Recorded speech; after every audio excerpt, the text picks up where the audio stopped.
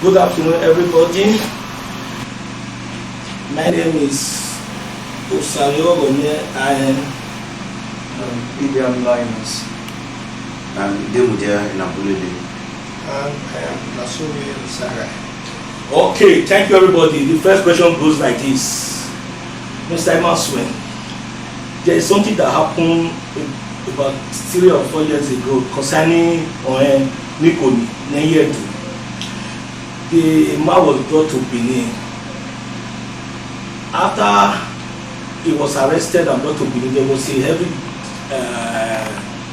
rainfall, and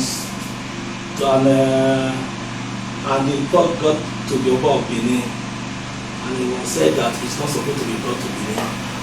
We want to know the reason why Ohen Neyedo, why he cannot be brought to Benin, or why he cannot visit Benin.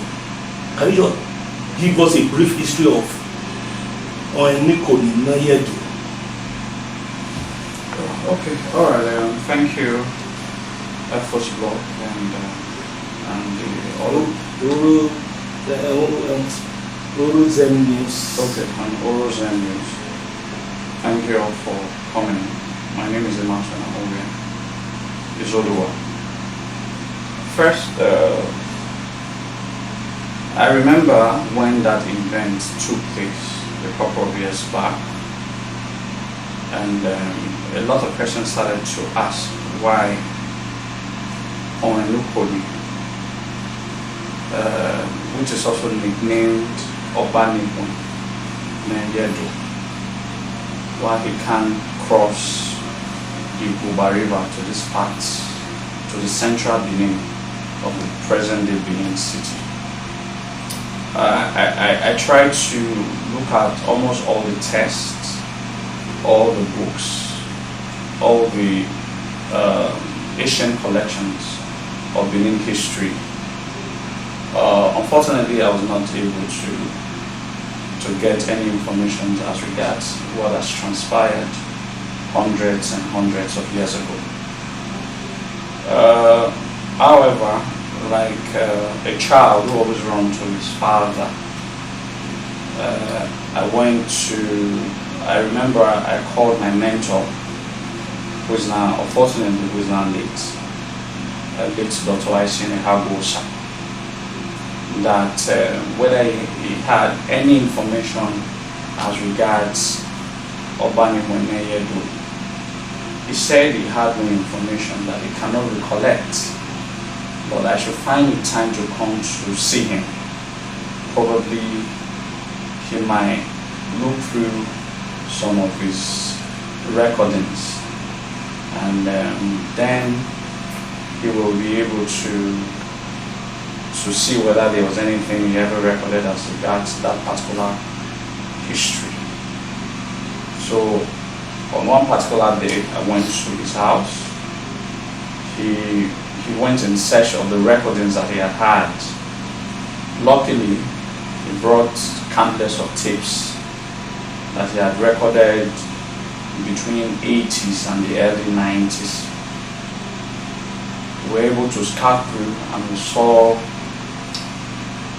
a tape that he had named of why. He said this might have an inclination towards the N'Oba N'Edo.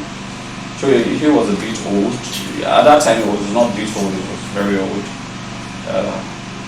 He said he won't be able to join me to listen to whatever information that tape. So he brought an old tape and played the cassettes for me. So I started to listen. It was an interview that he conducted with Ohen of a community called Ewomori, around Uluku area, the present Benin city. It was that Ohen Ewomori that gave a detailed analysis of that history. However, I have a more detailed, whatever I could offer you this thing today. There was a detailed audio. I have it. I could still make it. That tells about the story. It's about 47 minutes. We don't have 47 minutes to tell that story. I'm just going to summarize what has transpired in the old. This story happened somewhat about 600 years ago, during the reign of Obayawa I. At that time, he was already banished, sort of. Let me make it more appropriate. He wasn't banished, but the Benin didn't want him. The Benin elders didn't want him to be their Oba because they were afraid of him. They were afraid that if he becomes the Oba, what becomes the future? Or their self-serving interest. He was a respecter of nobody. He believed that what should be done rightly. So Obas like that were not really very popular amongst their people, most especially amongst their nobles, because they saw themselves as God that they truly are, and because of that they will not bend to the yearnings or to the self-serving interest of their nobles. So they were afraid. So they were able to orchestrate some schemes that led to him fleeing from Benin, because the Benin nobles were after his life. So at that time of history, he was not yet an Oba of Benin. He was regarded as Prince Ogun. So he sojourned into the deep forest of the rain forest of Benin Kingdom. In one of his travels, he had a strong feeling that there was a human being that was invincible to his eyes, that he could not see, but he could feel the presence of the human being around. So he tried to trace the footpaths of that invisible being until he traced him to a particular bush that is well densed, and he discovered that there was actually a human being there, and it was only then the invisible human being revealed himself to Prince Ogun. So he now started to inquire what was his name. He told him that his name is Obeide. And the child asked him what was he doing in this dense rainforest. He said, well, as a stubborn child who is very irresponsible, his father has a way of always reproaching him. So he needed to leave the farmland to take a nap. So Prince Ogun was able to convince him to take him to his father. So when he went to his father, Prince Ogun then revealed himself as probably the heir apparent to the throne of his father, Oba Ohen.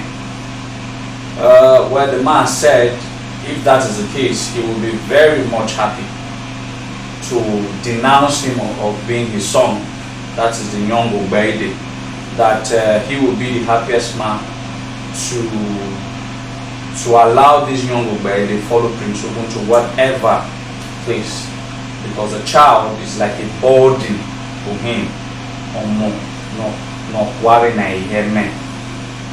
The child is a burden to.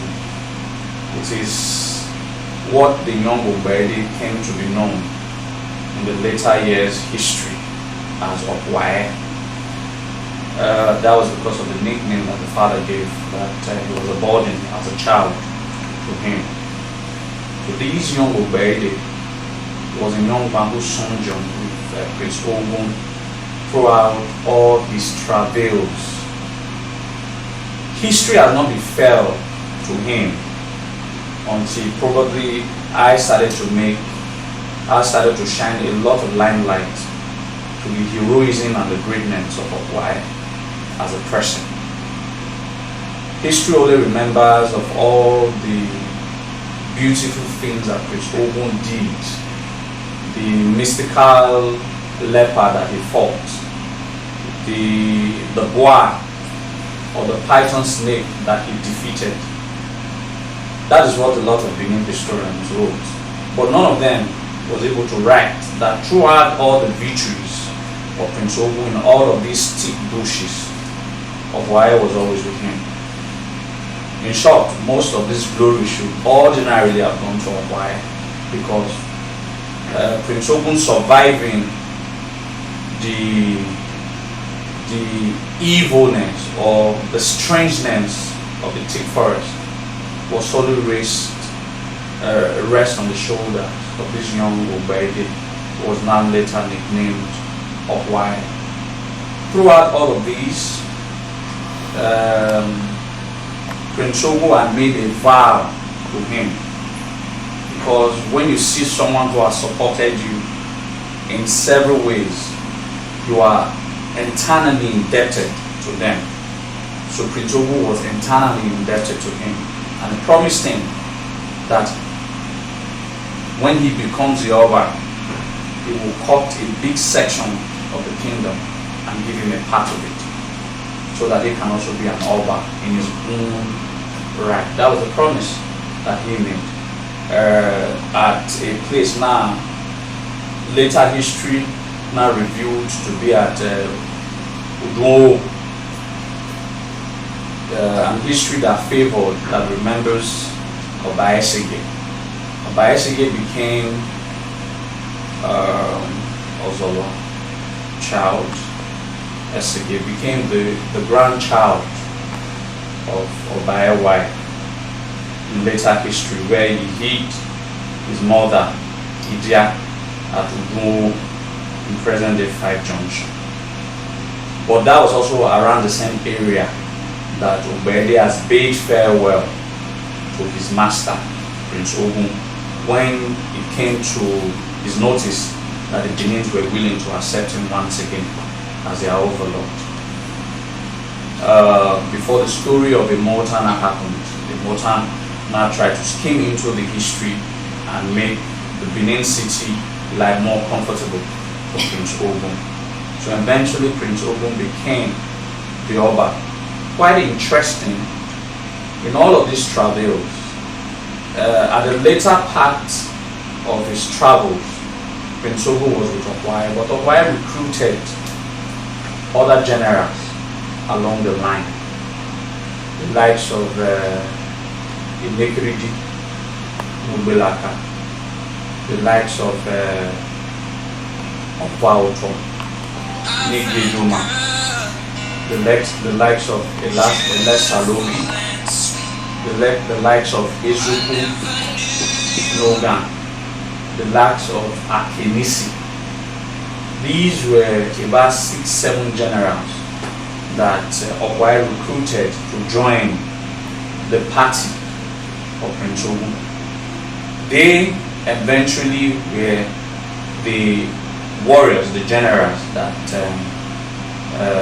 Oba Ewai eventually used in the expansion of the kingdom to become an empire. They had met him, they had been a friend of his, they had been people who supported his quest long before he became the Oba of Benin. So when he became the Oba of Benin, he forgot the good deeds that these soldiers, these very loyal soldiers of his, had done for him in his earlier years of travels. So I remember that all of them had a meeting, that there was a need to go and meet Oba Ewai, who has now taken the title Ewai, so that they can ask him why did he forget them so much for all the deeds, the good deeds they did for him. They met with him, and Ewai also tried to incinerate them, also again tried to kill them. He was afraid that these people were too powerful, like what an overlord will always do. There is a part of the Roman history that says that which show the king the path, show the prince the path to the king, will not live to see the king. In other words, his most fearsome warrior that stood by him when he was a prince. It's part of the Roman history. When he eventually assembled to become the king, the first person to be killed is his most fearsome warrior. People are usually afraid of those who they know as great as them. So he was afraid. So he tried to kill them, but these people are mystical figures. They escaped magically. And Okwai had sworn that he was going to fight Obaiwai the first. In order to quell his anger, he now told him that if he was able to go to heaven and come back, he will fulfill the promise that he made when he was still a prince. It was then Okwai said, I knew said no yehimi. I knew said no yehimi. He actually traveled. It was on history. I've talked about this history. He actually traveled and was able to invite God. A mythological aspect of our history, you may ask, but it's part of our history and we're very proud of it. Where he was given a name called Idalu. In the sojourn of his heaven, I was able to bring God, and God came. Obaiwai was not around. At the time Obaiwai returned, God was almost ascending to heaven. So he clicked on to the clock. There was a chain that God used in descending down according to our history. So as God was ascending back to heaven with the chain, Okwai head on to that chain, telling God that until his master Obaiwai returns, God cannot go back. So in course of that, a stroke of the chain, he was able to pull some part of it. I think there were 3 of them in numbers or so. That it's like a bead, like 3 strands of the chain followed Okwai, then God ascended to heaven. Customarily, when any Oba comes in after Obaiwai, 1 strand of chains are added. So from Obaiwai now to Obaiwai first to Obaiwai the second, I think there have been 25 Obas. So that means the original 23 strands of chains plus the 25 Obas. So if you go to the original shrine at Ewo Koi after Igba Junction, when you go to the Okwai shrine there, you see the chain will still be there. It would have been 28 strand longs. Because when any Oba is coronated, 1 strand of chains is added to the chain at Ewo Koi. So eventually, Obaiwai now decided that he was going to make him an Oba. But now, the divination was sought. The divination that was sorted was Ekinopoga Lalaido in the future. So what the Beninese call Abba. Abba was placed at the Ugoton houses. It did not catch fire because according to the juju or whatever people call it, according that where will be hotter when the Abba is placed will be where an intending war will pass through in the future. So they are placed it in the first 3 corner, Ikadiline 1, 2, 3. The 4th one was placed at Ipoba River, which is the north houses of Benin. So the Aban caught fire. So that's when they knew that in the future a big war will come through that houses. The war was later to be the Benin Ida War. So Obana said, from this Ipoba River down to wherever you choose will now become your territory. On no account of history will you or your generations, your children, will ever have the mandate to cross your territory into my territory. Okwai eventually sojourned to a lot of places, notably at Anyen. Anyen community set out a shrine that is still there. Then he left and went to Isi. At Isi, he met a man who took him in and the man's wife was unable to give birth. So one way or the other, he slept with the man's wife, and the man's wife got pregnant. Even before the woman knew he was going to get pregnant, Okwaya had told her that you're going to give birth to a child. And when you give birth to a child, there's going to be a son. And that son, the charm that you will use in fortifying the child, I'm going to do it inside the kitchen.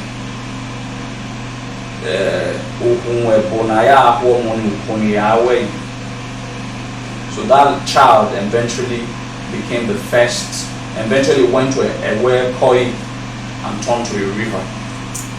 So that child became the first Ohen N'Oba N'Edo, because the charm that was used in fortifying him was done at Ukoni, inside the kitchen. So that's why he's called Ohen N'Oba N'Edo, or nicknamed Oba Neyedo. So subsequently, their descendants are now regarded, they are the sons of Okwaya. Okwaya was not an Ohen, but his children, his descendants became an Ohen. Where he is not from Ewokoi, no one knows where Okwaya is from. But what one could tell, Okwaya had a soft spot for a community called Igbe. Hence, in Benin, Haribo, in Igbe, Okwaya, Omagedoen. Every time that the Benin, the Oba was always looking for Okwaya. Okwaya was given a house at present day Way.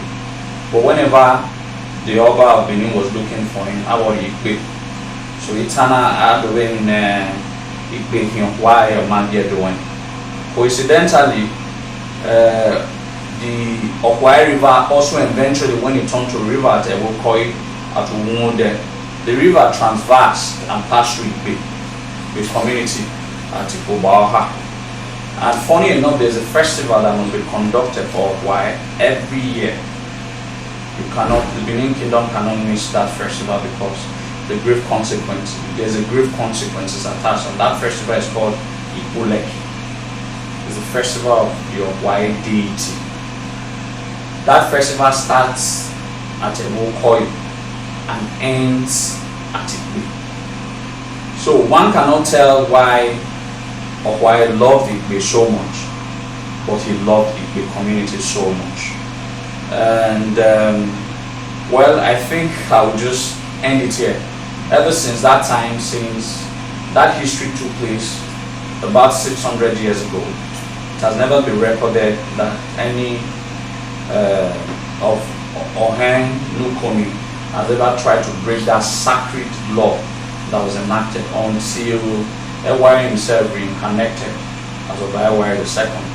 And that promise that was agreed upon somewhat 600 years ago was reenacted by the foolishness of the police who did whisk him into Benin City, and with a lot of consequences that was eventually appeased. But however, I have established, even if not in details, why Ohen N'Oba N'Edo had an oath that he was never to cross over river till it happened quite some years ago. Thank you. Thank you for your eloquent explanation of Ohen N'Oba N'Edo.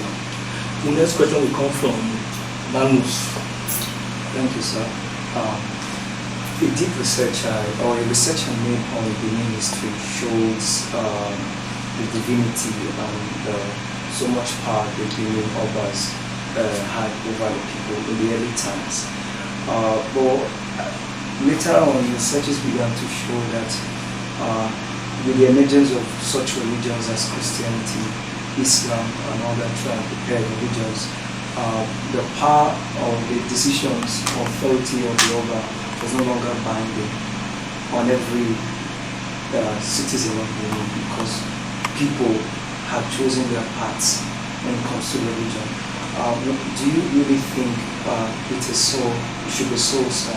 Or there is still some aspects of the Oba's authority that is binding on every individual or resident of the kingdom? Well, to be very candid, you asked a very beautiful question. The Oba's relationship with his people is not in doubt. It was never in doubt hundreds of years ago. It's still not in doubt now. Well, religion, it's one of the greatest idea the white people brought to us, the Africans, to enslave us. But however, the Benin man understands first his allegiance to his Oba before to whatever government and to whatever religion that he or she might faith that he or she practices to this very extent. The relationship might not be 100% absolute. Even in the time past where the Oba of Benin was the absolute authority, the spiritual, the administrative, and the political head of the Edo people. But the followership was also not absolute. If you understand Benin generally, we have a republican spirit, we have a recalcitrant spirit. We have had series of Benin people rebelling against some of the Obas of Benin. We have had some Countess of Benins banishing some of the Obas of Benin. That's when the time they had an absolute authority, that you can call it. So the word absolute is relative, but all I can guarantee you that the Oba of Benin still influence or his people is still a little bit below an absolute. Is still in control. That control is not his decision, it's our decision as a people, because we see the Oba of Benin as our God representative on earth, and our relationship reflects the exalted position that we have placed the Oba of Benin. You will agree with me that most times the greatness of a king or a queen rests on the greatness of his people. It is how we see him. That is how he is. It is the people that has made Oba of Benin the most respected king in the world, because we do not joke with our king, and he doesn't joke with us as well. So, there is a parable in Benin that reflects about two parables that enshrines this whole concept of the Oba of Benin and his people. The first is Oba Edo Oba. Oba is the Edo people. The Edo people is the Oba. It's the two sides of the same coin. Neither of these sides can do without themselves. The Oba is as important to the Edo people as the Edo people is as important to him. You can't remove the concept of the Oba from an Edo man. Recently, a lot of people have been trying to do that with their lies and propaganda on social media space. The more they try, the more they discover that we are more affiliated, we are more connected to the Oba of Benin. You must understand that it is not a forced relationship. It is an acceptable relationship, a relationship that is ancestral, that is part of our DNA as a people. So we are the Oba is like how do I put it? If you understand biology very well, you understand that for all of this DNA to tag along, all right, there must have been an enzyme that catalyzes these DNAs together. All right, that's what the Oba is. The Oba is like the bond that holds the Edo people together. So we can never choose any government over our Oba. It's practically impossible. Those who try to do that live in self-delusion. It is not real. It is not from their inside. They are just trying to do it. Probably if they are hungry, if they are trying to get something from the government. But within themselves, they understand that it's a wrong path. So, in conclusion of the question that you asked, religion might have affected our people in way they perceive some of these things, but it didn't affect who they are in recognizing that the Oba of Benin is the supreme human or godlike figure amongst his people. So the relationship of the Oba of Benin, or our loyalty to the Oba of Benin, is absolute. All right. If there are a lot of if there are little that, it's temporal. It's not permanent. So when you say the Oba of Benin is still absolutely in control, I'll tell you yes, it's still absolutely in control. I'll give you several examples. If the Oba of Benin should say the Benin people should do A, and the state government, for example, tells the Benin people to do B. Till now, 95% people will do A. The 5% who is going to do B, within themselves, they know that the B that they are choosing is wrong, but they are doing it for the temporary economic whatever, for their stomach infrastructures. So that shows that, however you put it, there's still no king on earth that still commands that so much respect amongst his people. And to me, that's a pass mark, that's almost an absolute control that the Oba of Benin have over his people. Thank you very much. I have a question to ask. Yes, I want to ask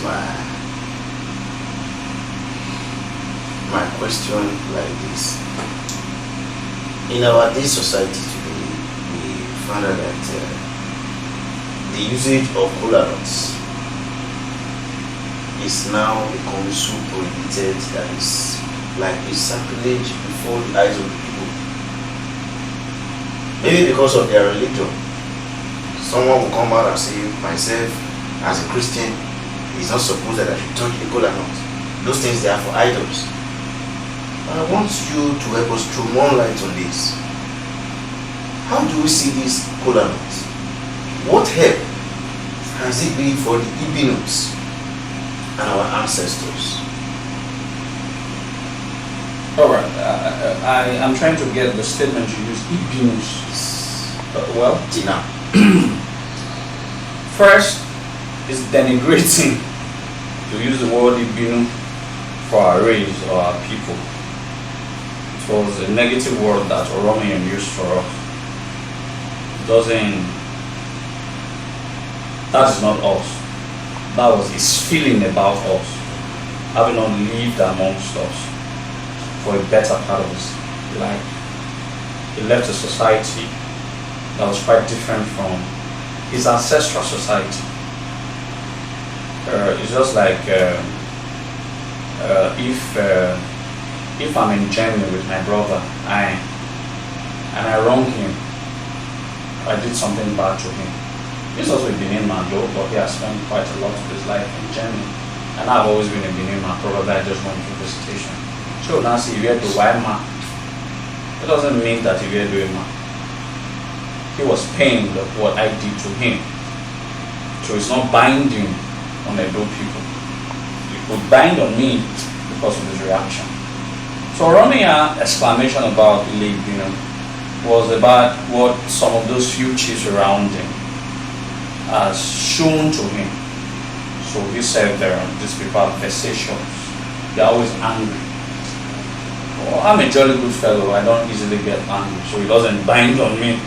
So that's what I mean. So the concept of Ibino, I see a lot of musicians use it. It's because of they really don't know. It's denigrating. It's just Chiferu.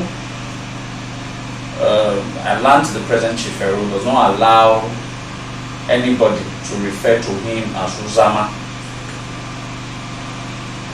Uzamans are called the kingmakers. But originally they were regarded or referred to as the Ejion, the elders of the land, because of the history that surrounds them. They have a history that is older than every other history of. They are older than every other chiefs. So they are not chiefs, they are elders, because no king created them as councils. The processes that bred up the kingship, It's the same processes that bred of them. It's just like, that's why they refer to those as the inter-parents, first amongst equal. The Oba was just first amongst equal. They saw themselves as being at par with the Oba of Benin, because the same thing that made Oba of Benin made them. So Oba of Benin did not create them, neither did they create the Oba of Benin. Alright, they were created by the same functionality of our culture and history. Alright, that's what created them. So the original concept was Idiom, but Oba Ewedo denigrated them by calling Arimani Zama. They are always looking for faults. So these Idioms, so eventually it was now called Uzama. So these Idioms really understood the story, do not want anybody to call them an Uzama, because they know that the concept of Uzama is denigrating to them. Alright, because of one of the Oba had sought through their power and decided to reduce it. So, now going back to the question that you asked. Like I said, religion has been an instrument for the Europeans to reduce our self-identity. We are not. I, as a Benin man, I can go to church. Chief Gabriel Sawa Neyedo has a lot of churches, but he's a coy Benin man. He sees his traditions as more important than what Christianity has to offer. Likewise, a lot of other persons. Like I said, we are still a tribe that has retained 40-50% of their traditional being. If you look at most of the people on the social media space advocating for the obliteration of religion in Nigeria and Africa, most of them are Edo people, because they see themselves as traditional people. They still want to retain the consciousness of being a traditional person, a being, because that is our original religion. That is our original being. It's like we've been, it's not, African is not developing because we have abandoned who we are for who we are not. And it becomes a clash of personality. It becomes a clash of personality. And I think that's what is most concept of colonant we should start educating our people that most of these things have been termed barbaric. It's just like when people take Holy Communion to preach in church, and we who believes in the traditions of the land and begin to tell them that their practice is barbaric. First, we have allowed them give us a mental picture that all that we have is fetish and barbaric, and that's why it's been labeled so. Our practices have never always been barbaric. Have never always been fetish. It is a way. Where some of our practices might not have been the best, it is the concept of civilization. One of the concepts of civilization is that it is an innate concept of evolving. What I meant by that is we don't need Mary Slessor to have told us that the killing of twins is bad. It should have been a natural process for the Africans to stop that practices, because at one point in time there were human sacrifices that was done in the Europe, but at one point in time they evolved that it was a bad practice.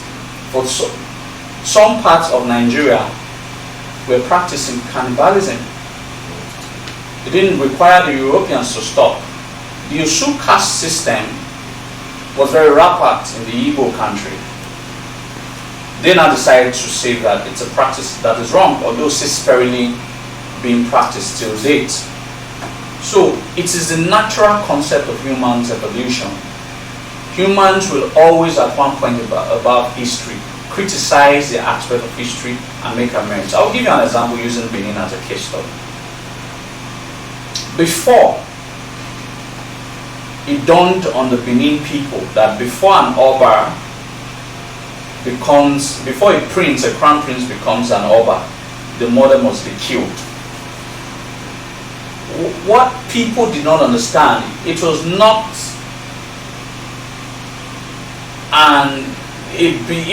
that practice did not come from the very beginning. They had a reason why that practice became part of our history.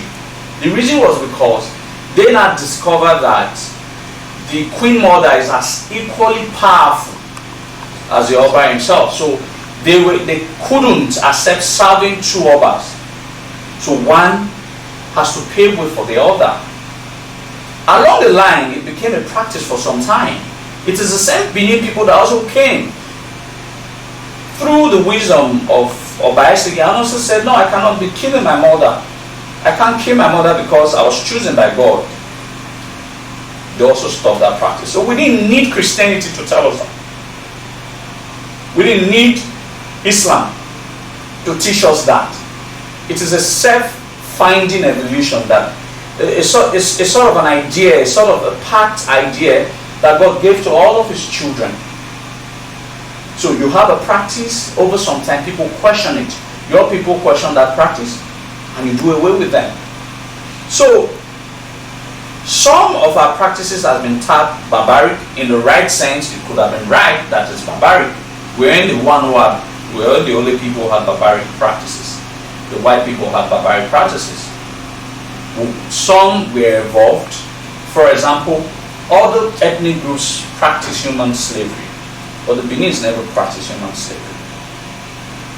It's because we attained a level of civilization that detested the concept of human slavery, while other neighbors were practicing human slavery. It shows that at that part of history, we are more civilized than other of our neighbors, and that's why we understood that human slavery was bad. So, and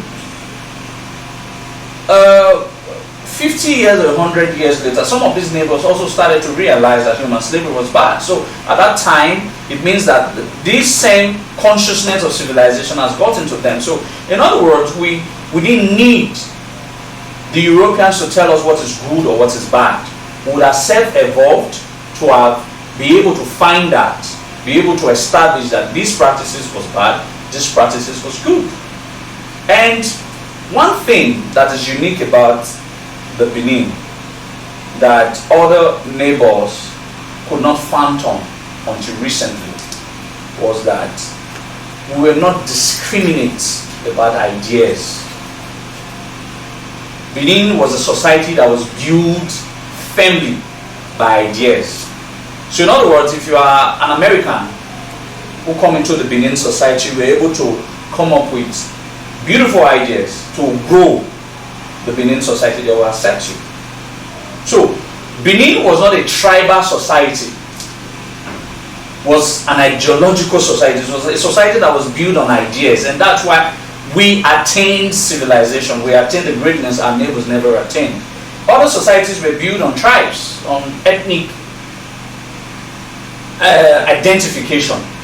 But no, we were not built by the concept of ethnic identification. It was not based on Omo N'Oba N'Edo concept. It was based on, do you have what it takes to contribute to our society? And that's why what makes America one of the greatest countries on earth.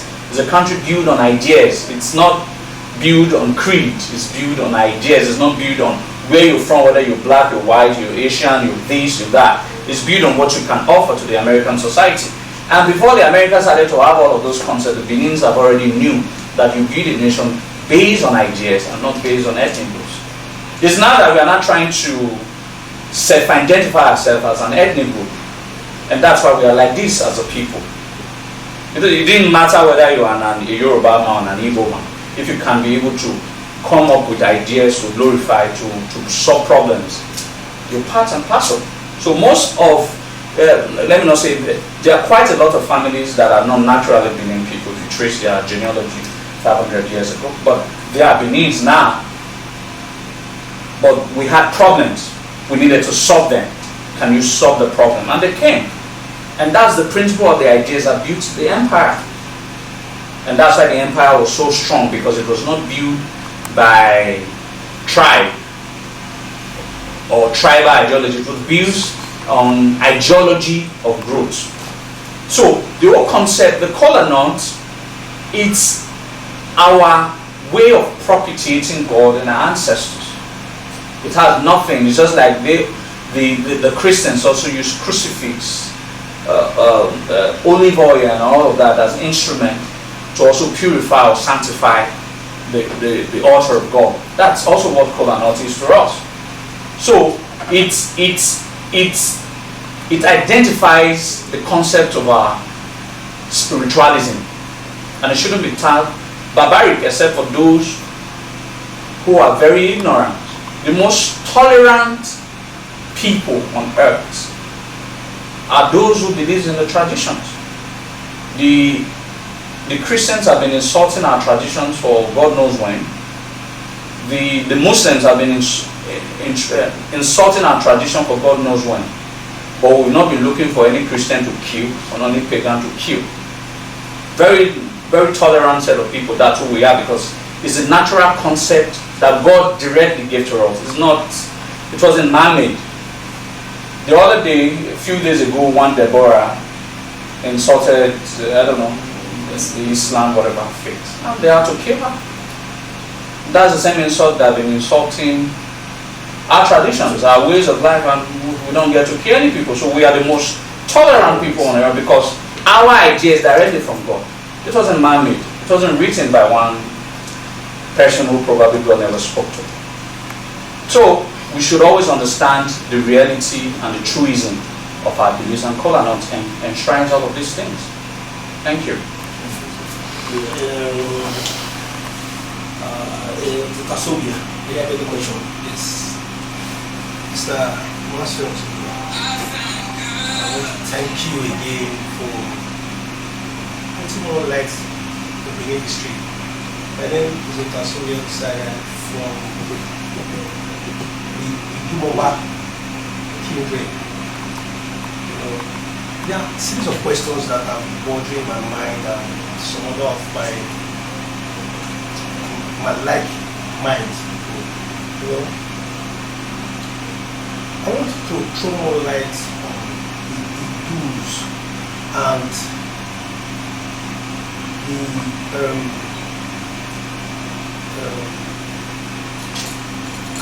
do's, the Osiwoba, the Osiwo. Now, people are saying tattoo, the Osiwoba, and I want you to talk about the Ogefa, the Ogefa no Mopo and the Ogefa no Mother, because there was this argument we were having with one of my relative. I said the Ogefa no Mother is the junior to Ogefa no Mopo, which we are from. So it was an argument. So I want you to throw more light on these two questions. The Idus, are they the Osiwoba, the Osiwu, which are the normal tribal mark, those women who put on way back tattoo, that's now called tattoo, and the Ogefa, no more, and Ogefa no more. Alright, well, it's not Ogefa no more, it's no Zeven. They are, every Edo man are children of Idu. Every true descendant, every true Benin man are descendants of Idu. They are all children of Idu. It's believed to be our progenitor. But your Siwus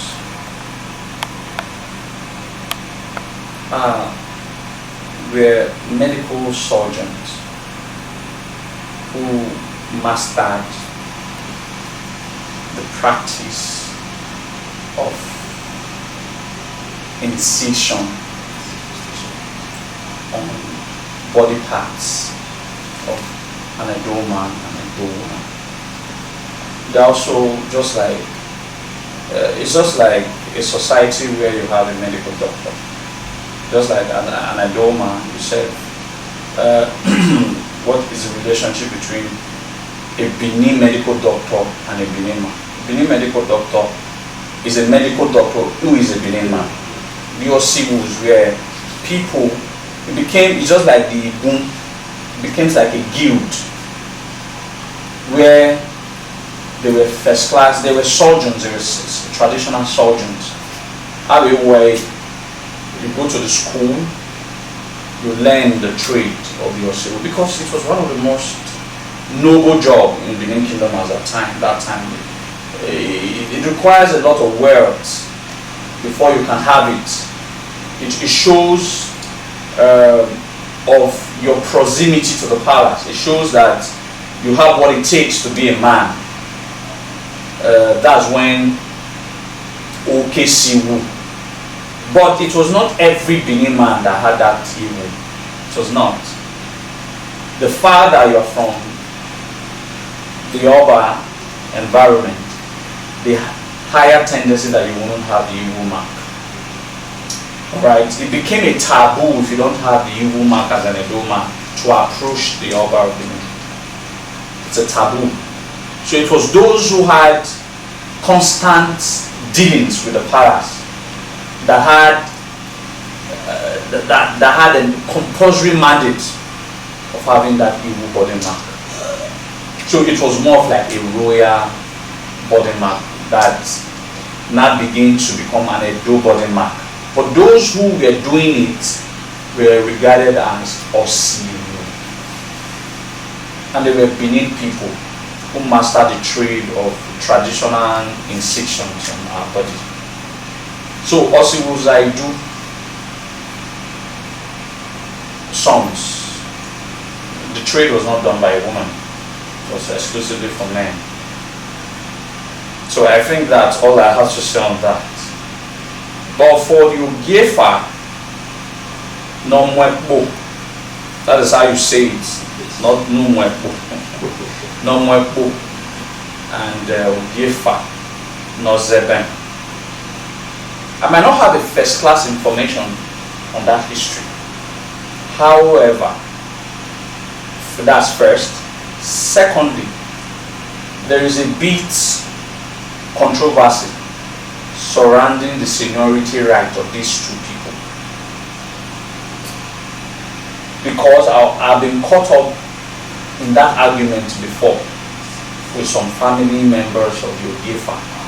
So any sensitive issues, like I try not to speak on it, but the only thing on clarification I can give, seniority and relevance is what is the architect of the problem.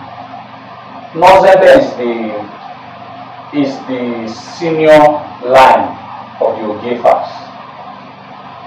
The junior line is the non-Wekbo. But however, what is required more, what is important to the Edo people and to the palace is a Norubekbo. So, while the elder ones could have chosen the Eben, which is less, you can get Eben everywhere, the younger one chose Ekbo. And because of what he chose that is so important to the Edo people, it now became more relevant historically than his elder brother.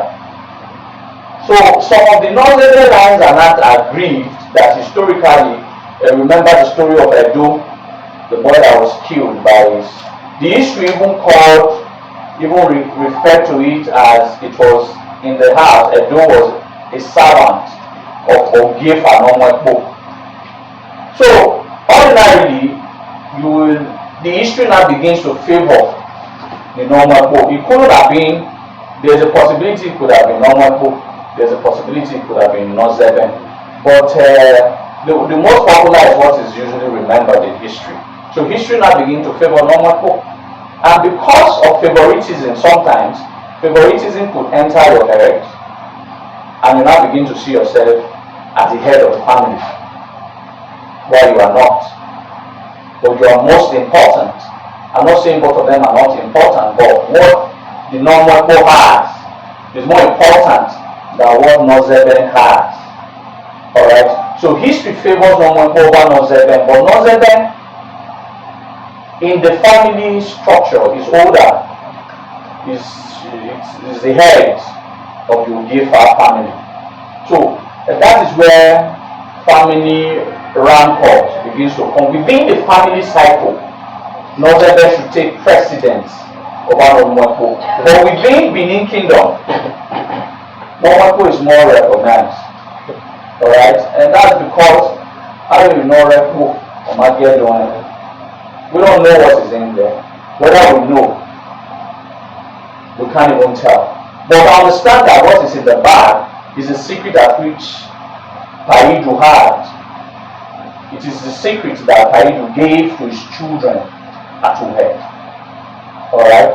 It was a secret that Naya knew. So a whole of that kind of secret should take precedence over every other person. And that's why there's sort of controversies about that.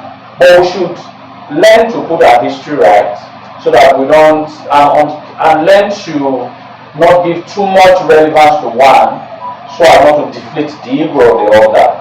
So Nozebe is important, true, but Nwakpo is more important to the history of the Edo people. And they can one settle the other issues in the family. Thank you very much. There is this question. Yesterday, I posted that I'm going to be meeting you and ask you some questions. If my fans have any question to ask, they should put it in the comment below. Some of them wrote their question in the comment below. Like this one now. So most of the idols we Benin worship are from Yoruba land. What happened and how did they come about? One. Another boy, an Osako boy, he said, I was told that we migrated from Benin at a precise place called Eruse Street in Benin City. We were chased out of Benin by Benin soldiers. Then to our present land we are now. Why were we chased away from Benin by Benin soldiers then? Please tell us more about this. Meaning that I'm talking to Mr.Izoduwa. Another person just put all of them together at once. Another person said, there is this love or hate relationship between Esa and Benin that has continued for centuries. I asked him to give, please ask him, Mr. Izoduwa, to give us insight into how we, the new generation, can find a way to forgive ourselves of the past and forge a united front, because those speaking people are already few and in between, so the continued division would help our cause. Still based on that, Esa and Benin relationship, I want to say, please help me ask Izoduwa about the Benin Esa war that got Obaozola killed in Esa land by Onoje of Uromi, named King Abba the Great. It is the Esa liberation war with the Benin also Esa Uzola, something like that. Note, Onoje of Uzola was beheaded by Obaozola. Indeed, King Abba is the general ancestral deity of Uromi Kingdom.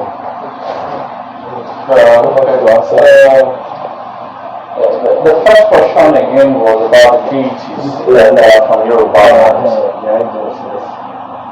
The idols.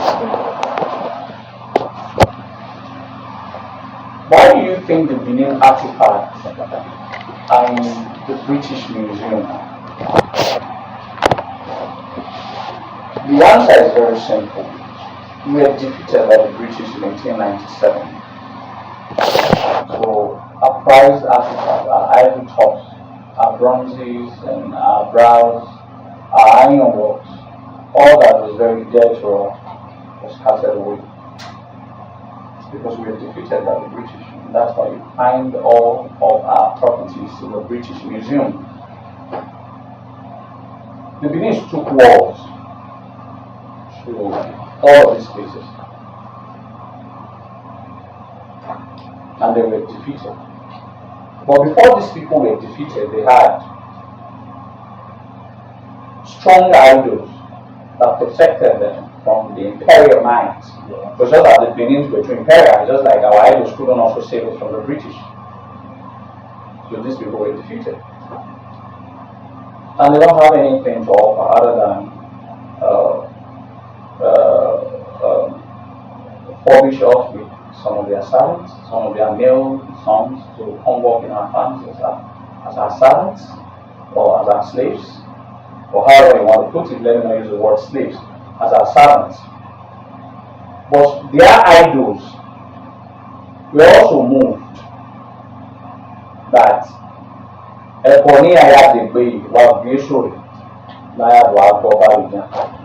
also their prized jewel, their prized artifact. So these people were conquered, and some of their idols were brought to Benin as spoils of war to also protect the Benins from other futuristic wars. That is how some of these idols got to Benin. But not all, let's not use the word idol. These traditional shrine, let's use the word something more meaningful, because these things are not idols. But some of these people pass on all of these things and fail to realize that some so-called what they call idols, a lot of them are also of Benin origin. The Obia deity is not the Yoruba idol or Yoruba whatever. It's of Benin origin. The Obia that I spoke about, Obia is widely practiced. There is a festival of Obia every year. It's called the Kuleki. It's widely practiced in Benin.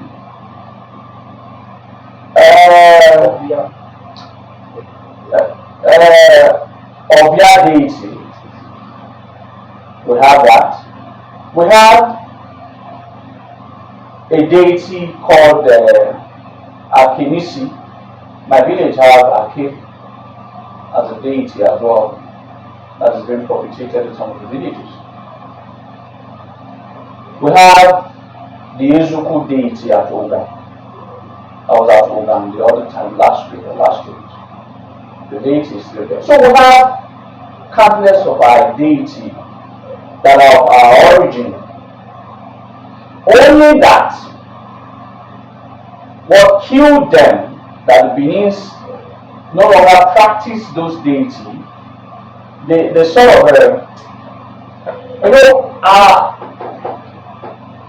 our society is tied to the Oba. Let me let you on a secret. The Benin society is tied to the Oba, that whatever Oba picks interest in, the Benin people will now begin to pick more interest in that. These Romila, whatever, all of these Yoruba deities, were for the glorification of the Oba of Benin. They were not Edo deity. But the Benin, who is always drawn to the Oba, now begins to accept more of this deity in our Oba than the deity of Edo. Over some time, we now started to pick more interest in this Oba deity that was taken from Yoruba land to propitiate him. Like I said, they came as spoil of wars.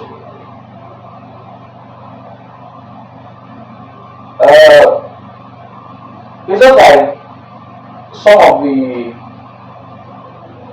treasuries that was looted by the British in India and in Benin and all of that. Some are for the exclusive use of the Queen.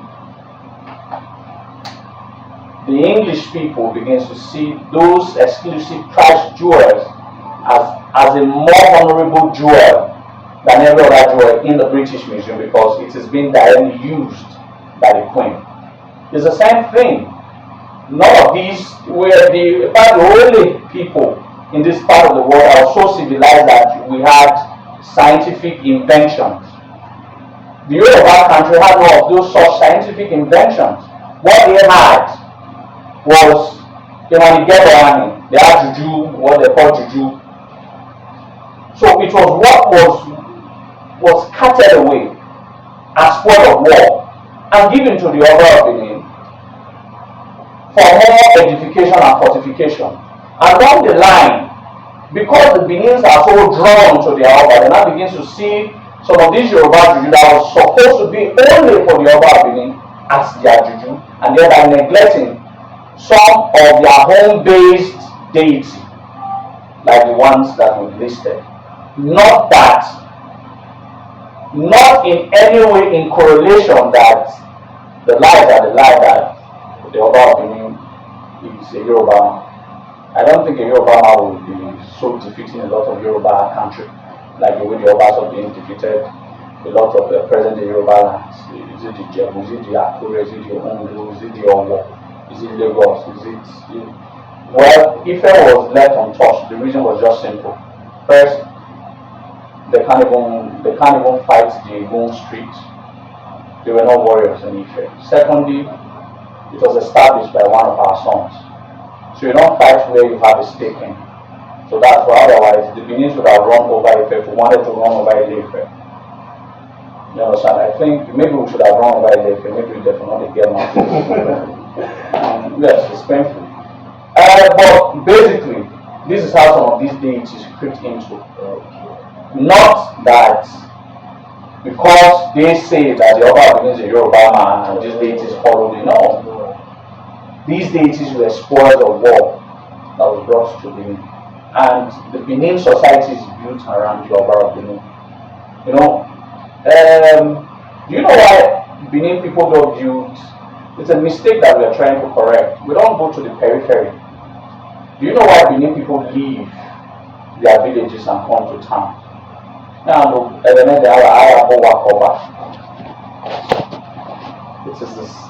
Oba is the central of attention of every Benin man. You will not value your boy or Oba. So that's how we now begin to love what the Oba love. I'm not saying that Oba neglected. The Obia deity was a royal deity until it was removed by Ohen. I have refused to talk about the reason why Ohen removed that deity. I don't talk about it on camera. Alright, it's a secret that should be known by few. There are other deities like the Oribo and the Ele called the Kokonute. So let nobody deceive that there are several Benin deities. Only that because it was not popularized by the Oba, it has remained unpopular. But it doesn't mean it doesn't exist. So all of those deities are spoils of war or the glorification of the Oba of Benin. That's how some of these Yoruba deities got to be known. So the second one was about that Edo, the Sako people that they were chased out. That they claimed they were from the research street in Benin, but they were chased out of Benin by Benin soldiers. What to do to reason why they were chased out, not by Benin soldiers. They were chased out. Because that's what it is. I know. I'm just trying to correct so that if you are a Benin man, why would you not say that other people chase you out? They were chased out. They were chased out by their own people. The creation of I'm trying to remember this town in Eastern land, Ubiaja, from a statement of Yaza, the holder of the treasury. Aza is the Benin word that is treasury. He stole Oba's money. He was from the royal house, he's a royal lord. He stole the Oba's money. And it's a capital crime. The Oba looked for him, and he and his brother ran to create a place man called Ubiaja. The Benin man, I'm going to tell the story someday of the creation of Ubiaja. I don't talk about Esan's story because of all of these controversies around us. Otherwise, we have almost all of these places. We know how they all left Benin to create all of these places. Forget about all their social media lives. You cannot say that he was chased out. As a Benin man, he committed a crime. It doesn't matter whether, like I said, the society was built by ideas. It doesn't matter whether they're even of our son. And you still, it's a capital crime. You must go down for it. So you now decide to escape because when he stole, he knew the capital crime. So he ran as a fugitive and went to establish another place, now called Ubiaja. So it is more or less a very strong possibility that our people also committed some crimes against the laws of the land. They understood the penalty for such consequences and they fled to go and establish where they are today, and that is beautiful. If none of us ran, if none of us fled, we would have still been in one small Benin city. So the question that he should have asked, what crime did they commit that led to them being chased that? They might not have been chased, they ran so that they don't face the penalty for the atrocity being committed. It is in every society there are laws. It's just like if Nigeria was a lawful country, people took laws into their hands by killing an innocent. The penalty in some countries is also death. If you now decide to run for killing someone, you cannot say that then chase you out. When chased that you committed one crime, these people cannot just chase you out. You have to have committed one abomination to the other. So they were after your life and you fled, which is a good thing. Even Kaladera himself fled. The people who established Onitsha, they fled because of the in-house crisis in the palace at that time. So the question would have been they should find out what could have been the crime that was committed that led the kingdom or the Oba sanctioning a disciplinary action against them. The fact that it could have probably cost them their life as a Benin people, they now ran to establish another place from the penalty that could have been meted on them. So people left for different reasons. I'll give you an example of what even led to some of the creation of this Esan country and all that. There was a law. The law doesn't make sense as a matter of fact. If it is now that law was created, I would be the first person to break it. But by the way, the first created 3 laws. Therefore, me, according to most writers, they call those laws wicked laws. In propensity, they were. The Benin's were not responsible for the death of his 2 sons. The 2 sons were responsible for their own deaths, according to the history. Then, why would you not say that nobody would have a physical base? I worked for 3 years. You will not eat cooked food.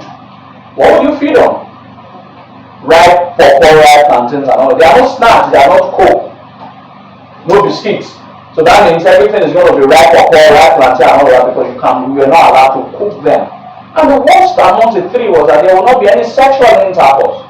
How can a man, 3 years, who have wife, a very beautiful wife in the house. So they were not comfortable with the laws. And they ran. And they ran.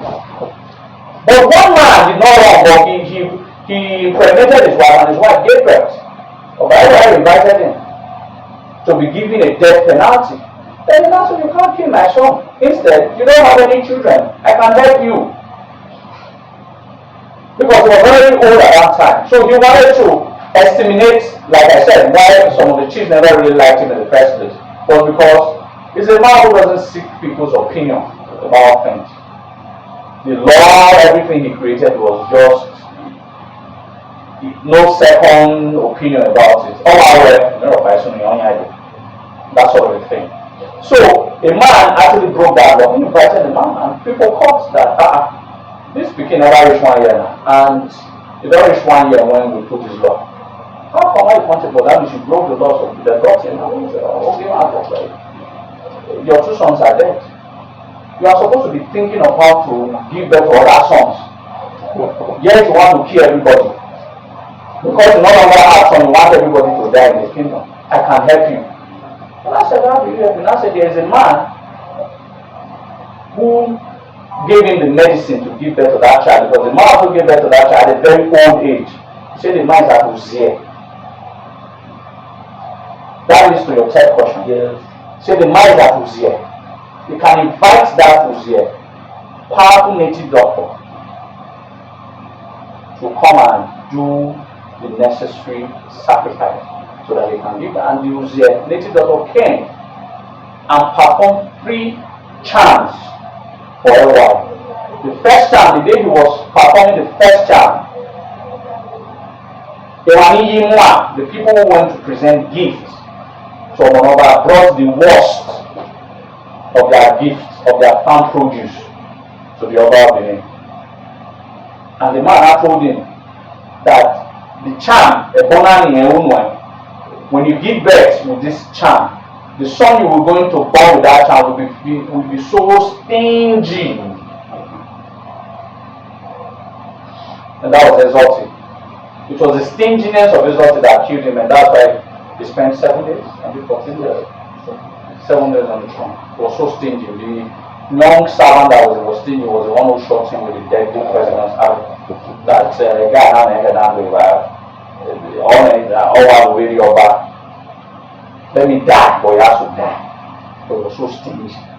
Then the second charm that he produced it in a day that the Benin people brought their best farm produce. And he told everybody that Omo N'Oba N'Edo will be so kind-hearted. He will be kind-hearted to the fault. And that's what became the order. In short, everybody was saved because he was so kind-hearted. While he was saved, they are so kind-hearted in the Nyawe was saved in our Lord. He was so kind-hearted.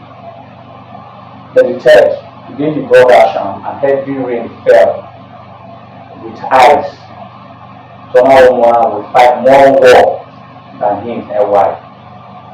That was why he was named Prince Obame, who later became Ozola N'Edo N'Edo, who fought more war. And he also told him that this child, that Neyedo will someday in the future kill him, the native doctor. In that anger, everybody went into his inner chamber and brought his Ososomai and pointed to the sky. That for the good that you did for me as a native doctor, I'm able to give birth to children at my old age. Whoever my son that decide to come and kill you for having prepared a charm that I use in giving birth to that child, when that child goes to that place, he will never return. So it was not Esan people that killed Oba Ozolwa. It was there's already a death proclamation on the head of Ozolwa. The Esans were not powerful enough to wrestle Ozolwa. Ozolwa won every war. Every war. He fought more war than ever. Ever didn't die in war. Because I was stronger, was more powerful, was more mystical than his own father ever. Until one day, he woke up and said,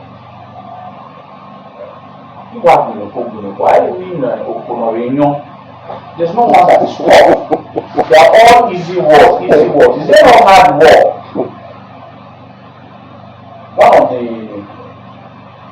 One of the palace jesters said, There is a standing prophecy. If you go to Usia, you will not come back and say, yeah, that's beautiful. Let's go there. That's what you people that told me this thing since I'm a coach since I read the I fight any war and I win them. On his way, he got to a rock, a powerful sorceress called him and told him, Ozora, his umbilical cord, the umbilical cord of exotic, Olua and Ozora, they were all born at Uzziah. But when they were born, the Uzziah native daughter came and his father, because he didn't know which of his children would go to Uzziah, so he gave the umbilical cord to the man that was at Uzziah to ensure that his decree is efficacious. The powerful sorcerer from Iraq called him and said, Iraq took on way. If you go, you will not come. Already you are you. He fought that war. That's what some people will not tell you. Probably they want to hide from the public. He fought the war and won. He won that war convincingly. But his soldiers were tired of their master Obazola. How can you be an Oba for how many years you have been an Oba and he has never rested for up to 2 days in the palace? Always war. And most of these wars were unnecessary. He didn't fight a necessary war. Although I didn't expand the empire. There was no good war that before that expanded the empire. So it was more fighting his own people. And they got tired. But you can't take this from him. He has to go. Instead, the Benin soldiers sold him to the Esan soldiers. The fleeing Esan soldiers, they were able to reach them and told them that he has a weak point. The weak point is when he wants to take his bath. That is his weakest point. That Ebola or Balerebe, that is the time he will float in. And before he does that, there's a particular band. There's how they used to play the band. And the man in there went and he might not even take his bath in 21 days or 1 month. Because he knows that's his weakest time. They told him, when you hear the band, when we play the band, you know he's about to take it, then you can strike. Don't worry, we'll play the part for you. So when the fleeing Esan warriors heard the drum and the band, that was when they struck. He was struck with a poisonous arrow. He didn't die as Uzziah. The Benin warriors knew he won't survive it. So they tried to rush him back to Benin.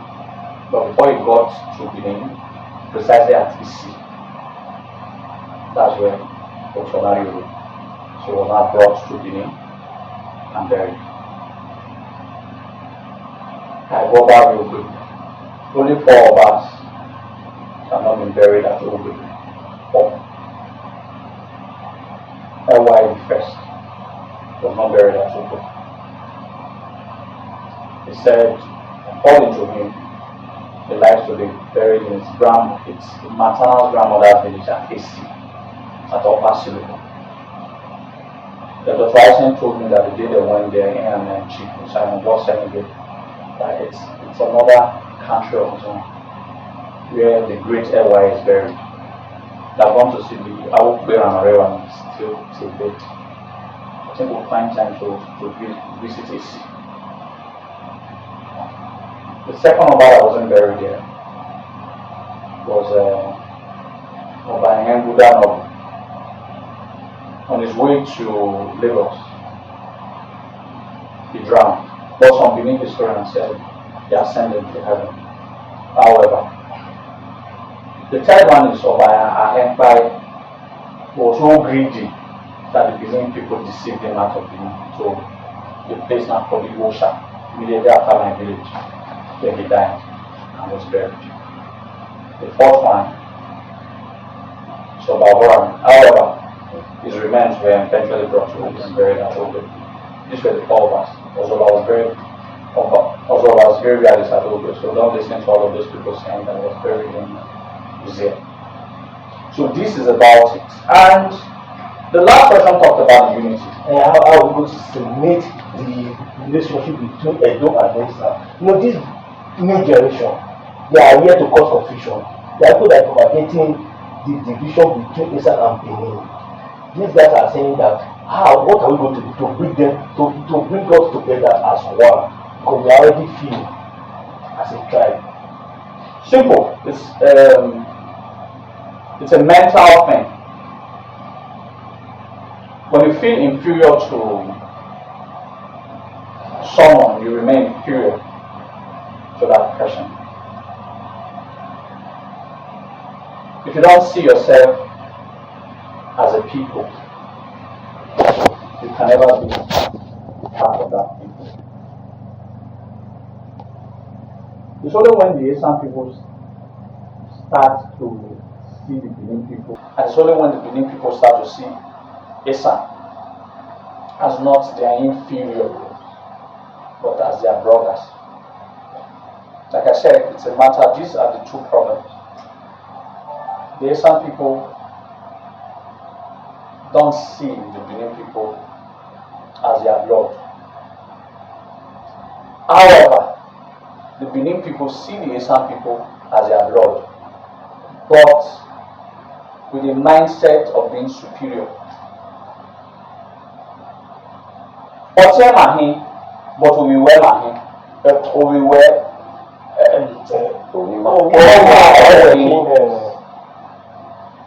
healthy. It's degrading. It pushes people away. Like I said, it's a mindset. The Esan has to start seeing themselves as Benin people. That's how it starts. And the Benin people, if you bring 100 Benin person and say, are Esans your people? They'll say yes. But if you inquire more, they'll say, you Miami. I don't really understand. So that means they agree that Esans are part of them. It's a good step. But you don't degrade your brother. It is not you that tells who is older, who is senior. It is not your place. You understand? If you are one, you are one. Brothers are brothers. Alright?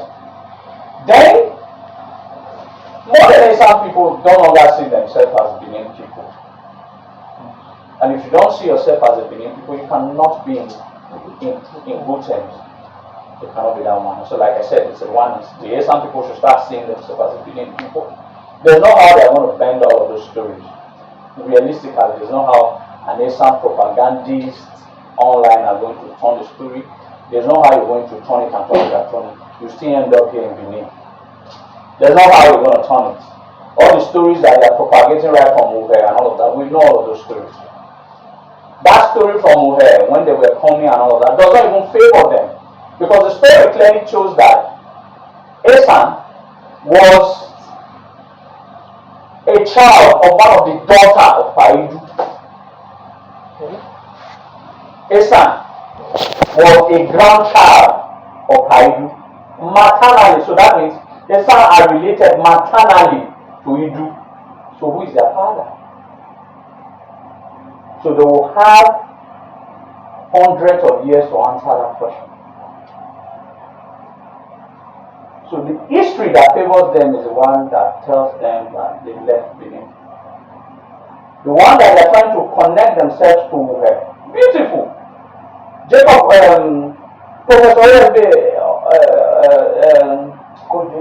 No, not Koje. Koje started writing just in the 60s. Professor OSB Omorige had the highest detail of the Ohen. Clearly stated it.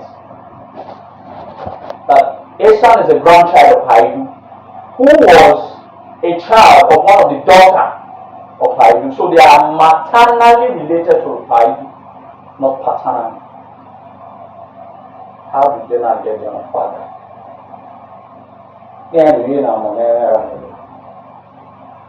So the path that they are treading, if they keep to tread, we begin to ask them some of these questions. So, and even that history tells that those people that are not called Isan that follow Ohen, they are less than 5% or 10% of the present day Isan population. Yes, the people who left Benin want to meet some existing people there. But the one who came from Benin were overwhelming. You understand? So you cannot be saying that 5% or 10% of an extant history of 2,000 years ago overwhelms the other 90% that came from Benin. And in the first place, how did they separate who came from Benin or who was there? There are no rationale to say that Neyedo Nahina or Niwa Owa Nahina. There are no rationale. It's just like if there's someone who has an Igbo blood in Benin society 600 years ago, how do you separate them from the ones who probably never had Igbo blood? We have been missed for too long for there to even be any contest of who is this and who is not this. So, like I have said, genuinely, the problem, the root cause of the problem, is that Isan no longer see themselves as Benin.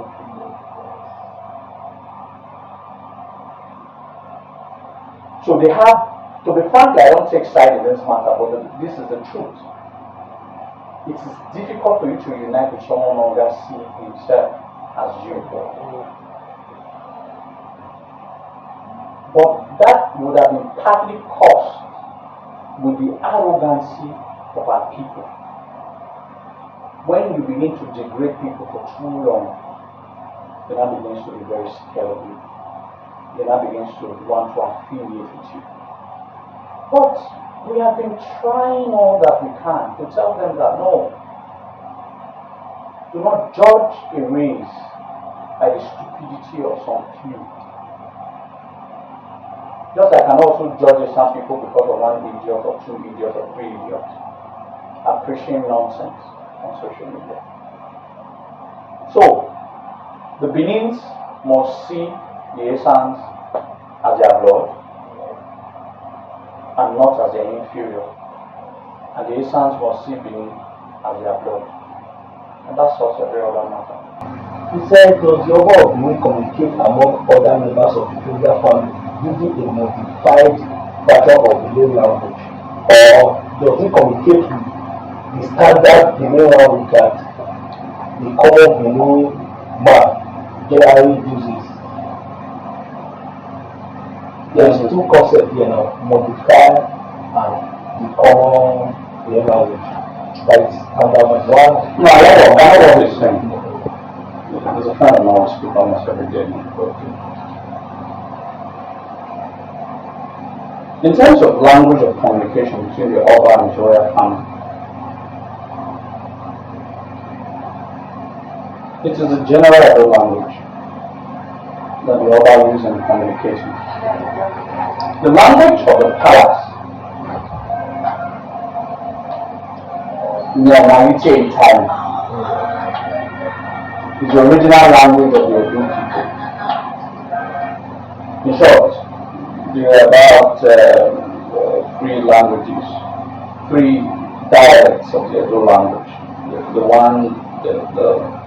The palace language, the language of Iwase, and the language of Ominibon. But some of these I am Ominibon is Edo. Neyedo. I want to feel happy. There are some Benin's that Edo that they speak, none of us will understand. It's not a propitiatory language. It was the language that was spoken in the old the Edo that we speak now has watered down a lot because Edo was a mega city that had influxes of other ethnic groups. So our language was watered down. But the place that some of these language or these ancient languages still being used is inside the palace by our time. But that does not mean that that is what the Oba uses in communicating with his children. That's what I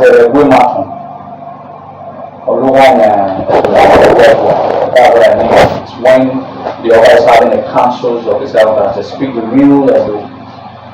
But when he wants to communicate with his children, even in my Edo, we always Edo, you understand? But if you jump there with me, because I work my fast, they are the one that is disturbing me, they are asking a lot of questions. This one said, is it true that the father of Uromi was a miscreant that is what we call Akas, or son of Oba N'Edo? I don't have facts on that history, so I don't speak on what I don't have facts about. Thank you, sir. So I want to, there's a subjective statement. I call it subjective because it has not been proven. People say that Benin as an empire was in a better place before the emergence of the European merchants, and especially the Portuguese. Then there's another version that says the Portuguese actually helped, especially the Europeans, especially the Portuguese, actually helped to develop Benin as an empire.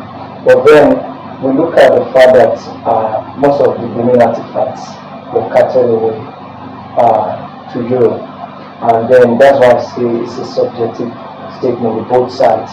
So I want to seek your opinion. What do you think about such statements? It is enshrined in our philosophical parable. What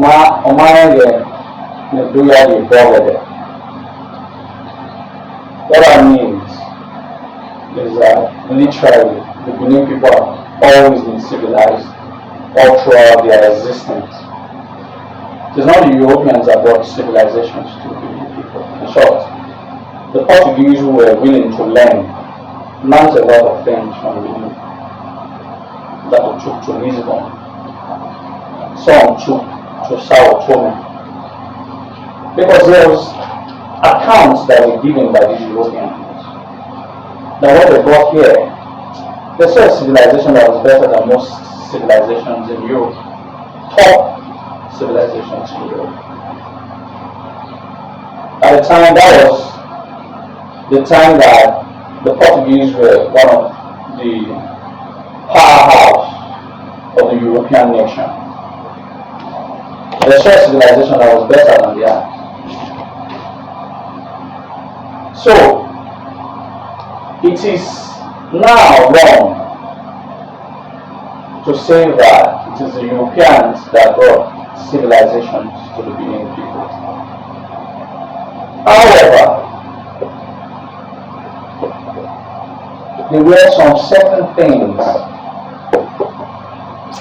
that we learned from them to further solidify, to further expand, to further grow our economy and our society. The greatest earthwork prior to the mechanical recorded by the Guinness Book of Records, I think 1976 fashion, was the Great Benin Wall. The Great Benin Wall, the Great Benin Moat, that was built before the Europeans started to have interaction with the Benin people. That is a hallmark of a civilization. The Benin were already doing brass casting. It was later times that bronze casting came in.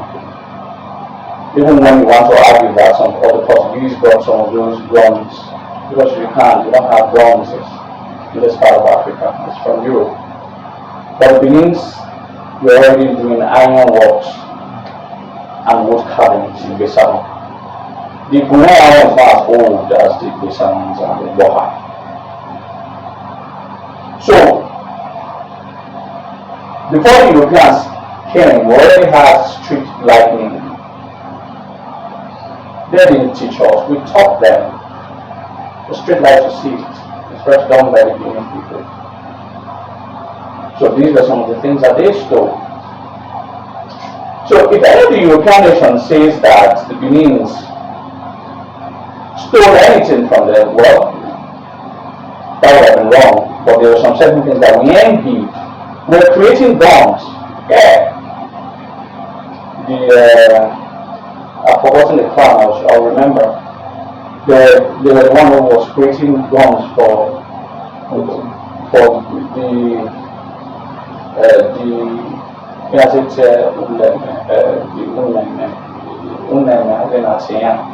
the people of the Benin Kingdom. They were creating guns. But the other thing we didn't have, we couldn't create, we didn't understand the science of the gunpowder. So we needed the Europeans to get the gunpowder, but we were creating our local made guns as far back as 15th century. Alright? So that was because we saw the efficacies of guns, because we were the first people who used guns as an instrument of warfare in this part of the world, which was brought by the Portuguese. So a lot of people give the credit of our expansion to the Europeans, but they forgot that was in the era of bicycle. But before the era of bicycle, we already had a Bible and Ozoba who never used guns to fight war, but yet they were able to create an empire. So I agree that we learned some couple of things from the Europeans. Just like they will agree also that they learned even more from us. The whatever we learned from them is less than 20% to the 80% of our natural wisdom, the natural knowledge that we have to solidify a place called the Benin Empire.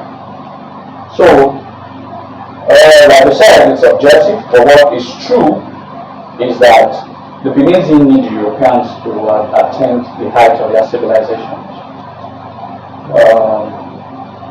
However, we cannot also whisk out the reality that the Europeans also helped in forging history. If there were no accounts written by the Europeans, most especially the Dutch and the Portuguese, the Yoruba people could have easily escalated or stolen every of our history. Most of the history that we have, let me not say most of the history, some of the history that is uncontestable today, some of the remarks that were made by some of the Europeans, not the British, Europeans, those are bad ones. The good ones were the Portuguese. The Portuguese completely understood. I'll give you an account.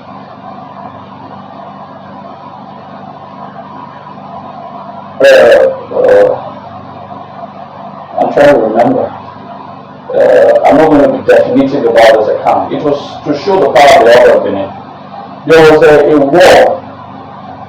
There was a European war that was supposed to be, that was fought.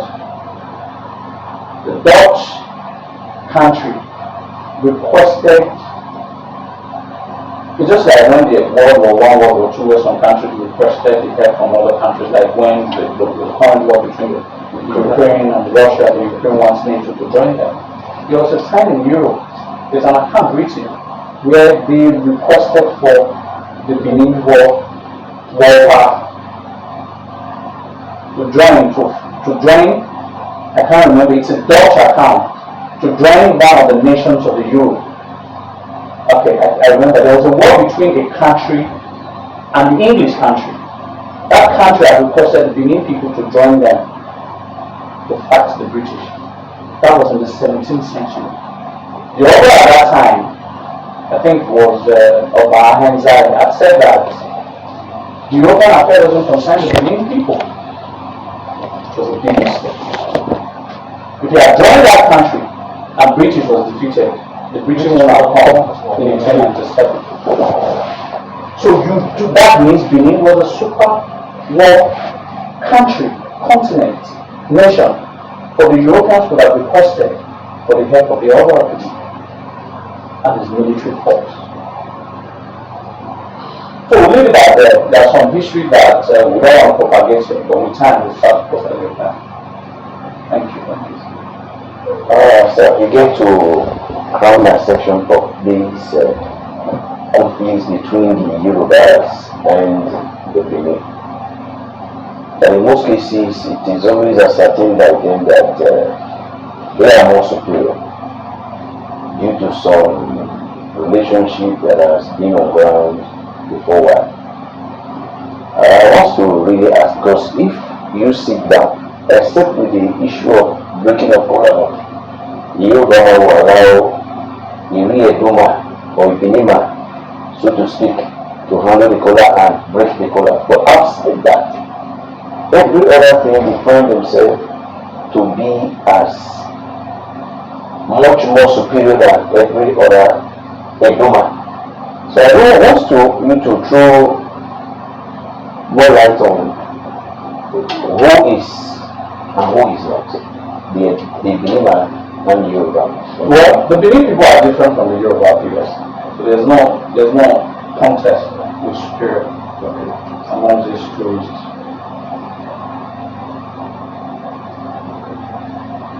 But history said that almost half of their present-day territory was in the Benin Empire. We had boundary with the old Oyo Kingdom or whatever, sometimes they call it Empire. There are traces of remnants of the Benin Empire still to date. Nonsense to say anything. Oyo Empire, Oyo Empire. But let's give it to them that they have one empire called Oyo. And that boundary was at Otu. The Beninese did not outrun Oyo Empire. Not because Oyo Empire was great in terms of warfare. Sumo Ibadan was quoted to have defeated the Oyo people a couple of times. Not because they were great, but because the other sees their laughing of Oyo as his younger brother. That is a very clear history. Yeah, Yoruba man can argue that. So, in as far I don't want to talk about superiority because there isn't any contest to see who's more superior. But the answer to the question was that half of the present day Yoruba land was under the sovereignty, the supremacy of the Yoruba people. It clearly shows who was greater. The battle was at Otu, almost at the boundary between present-day Ekiti State and Kwara State. So from that side on, he's going to take almost the entire Ekiti, he's going to take Ohen, he's going to take Tondo.